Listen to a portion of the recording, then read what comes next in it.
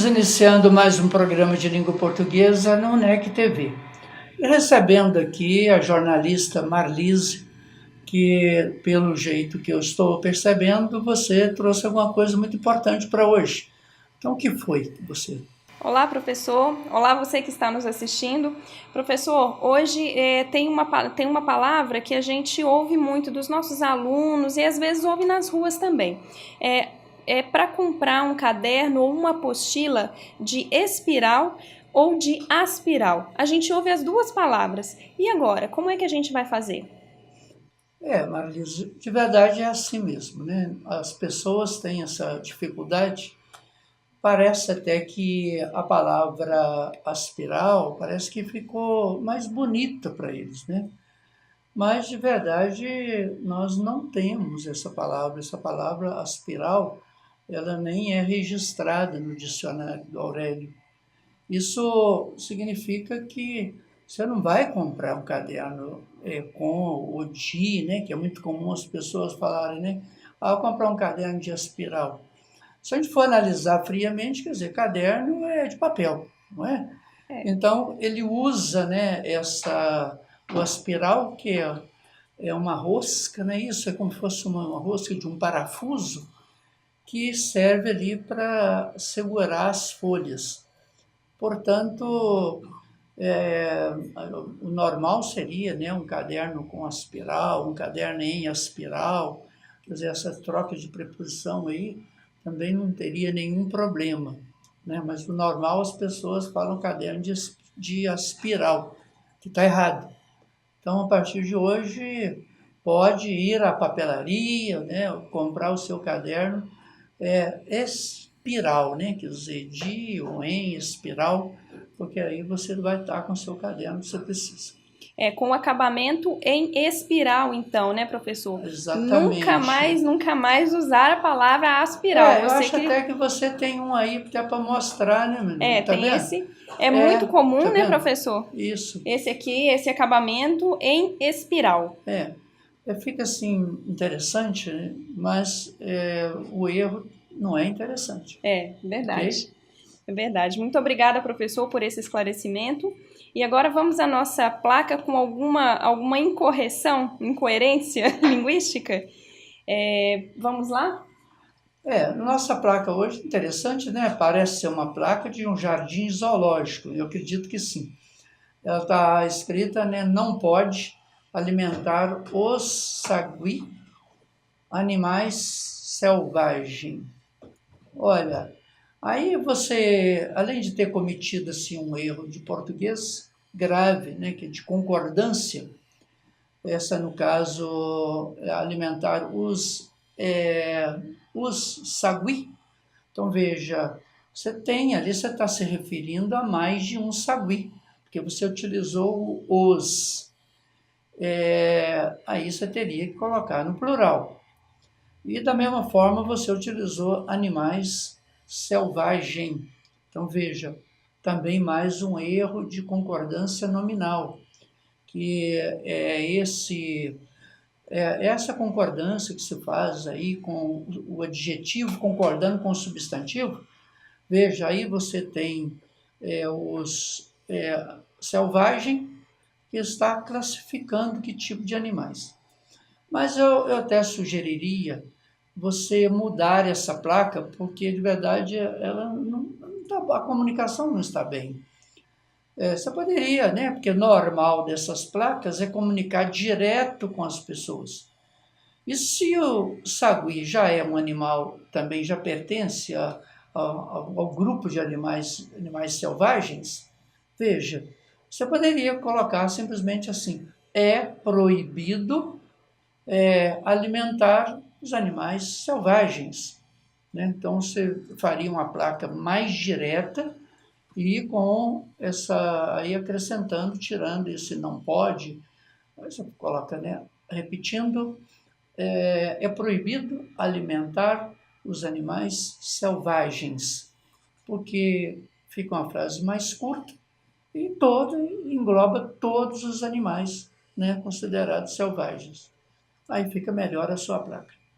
Ah, muito obrigada, professora. E ela fica muito mais clara mesmo. A comunicação ela fica muito mais direta. E eu acho que não é permitido alimentar nenhum tipo de animal, né, que está em exposição. Em alguns casos fica até mais perigoso. Nem precisa ser tão selvagem, né? Sem dúvida. Então, acho que, né, ficaria melhor É assim, verdade. tá bom? Tá ótimo, muito Certo é obrigada. que não é bom nem de se alimentar nenhum animal, não é isso? Realmente essa proibição ela é geral, mas as pessoas têm a tentação, está comendo lá um milho verde, joga lá, está comendo um biscoito, né? Acaba fazendo isso no jardim zoológico. E causando mal para os animais, inclusive, né? Exatamente. Professor, muito obrigada. E você que está nos assistindo, não alimente os animais de espécie alguma, nem os selvagens, nem os não selvagens. Agradecemos aqui a sua participação, né, nesse primeiro quadro nosso e estamos, daqui a pouquinho, vamos receber aqui a professora Celeste Aparecido, que vai conversar conosco a respeito de aprendizagem. Eu aguardo vocês daqui a pouquinho.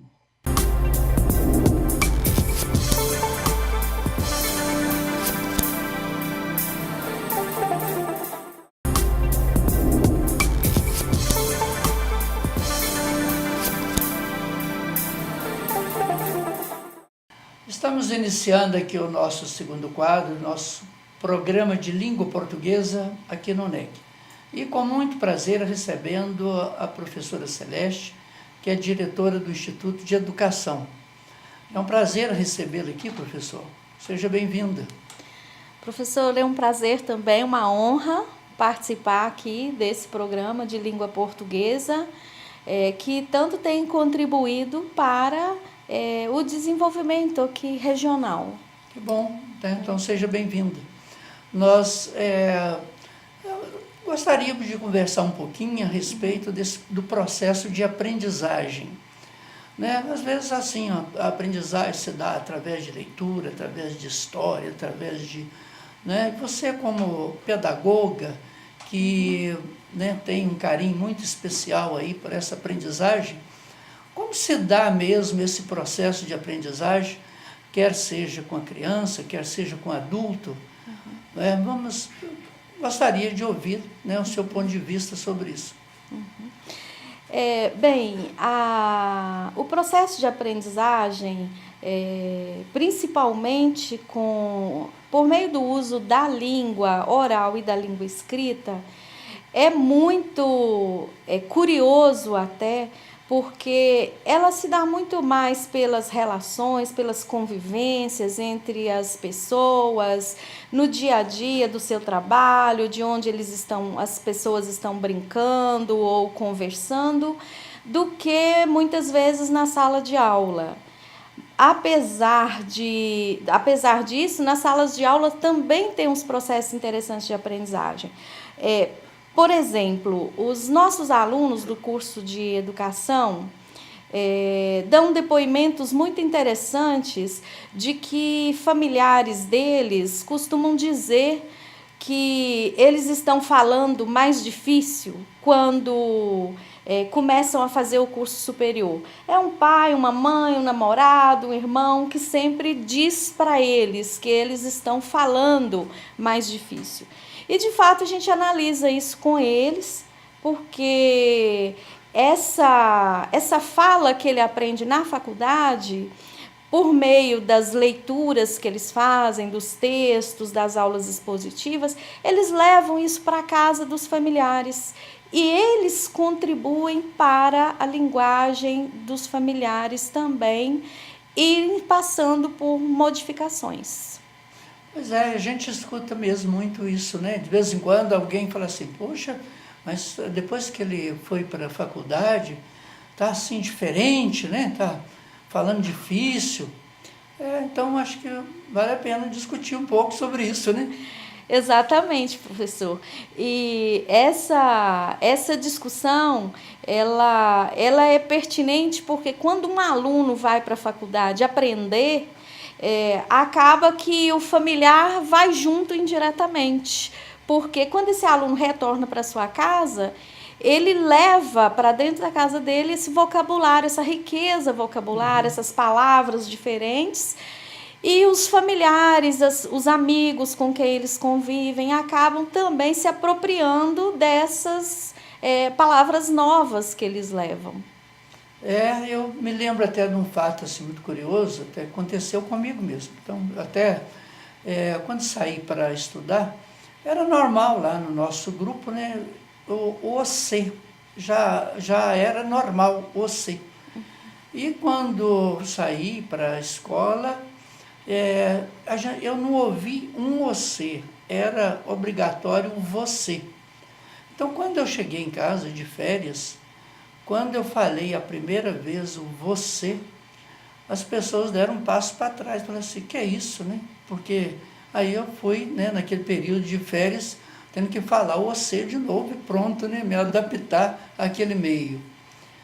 Mas, então, como você acha que é importante aí através da leitura, da convivência, essa aprendizagem? Como que...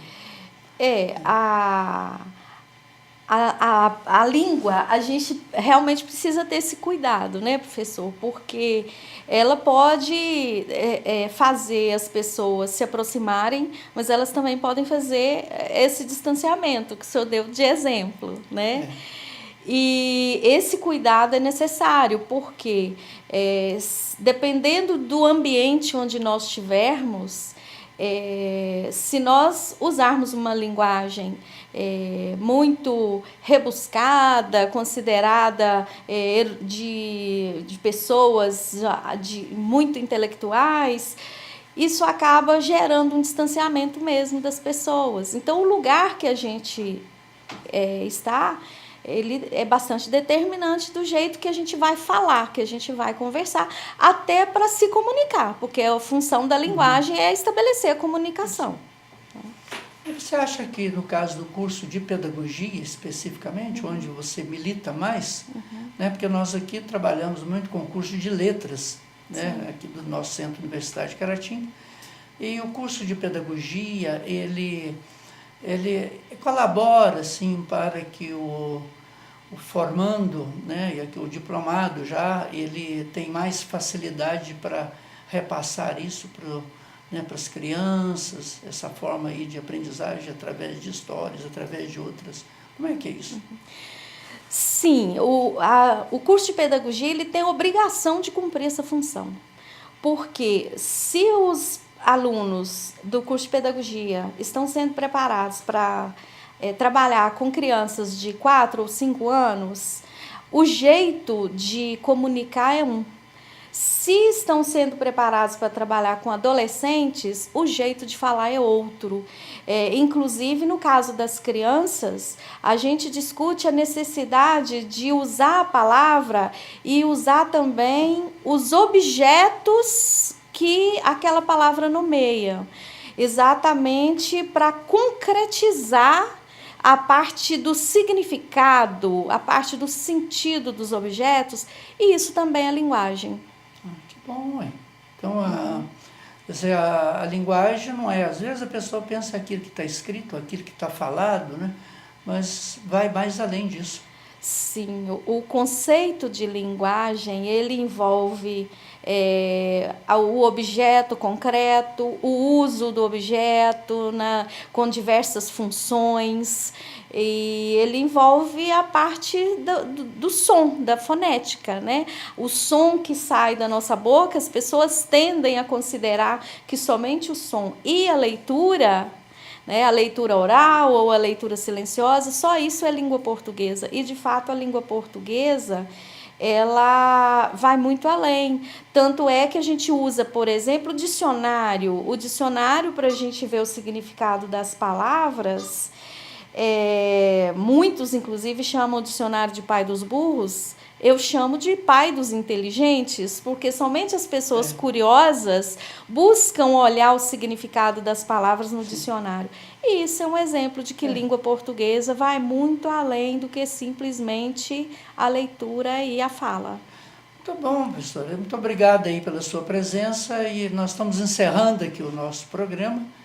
E espero recebê-la aqui outras vezes para a gente discutir um pouco mais sobre isso. E a você, telespectador, muito obrigado aí pela sua companhia. e até o nosso próximo programa, se Deus quiser.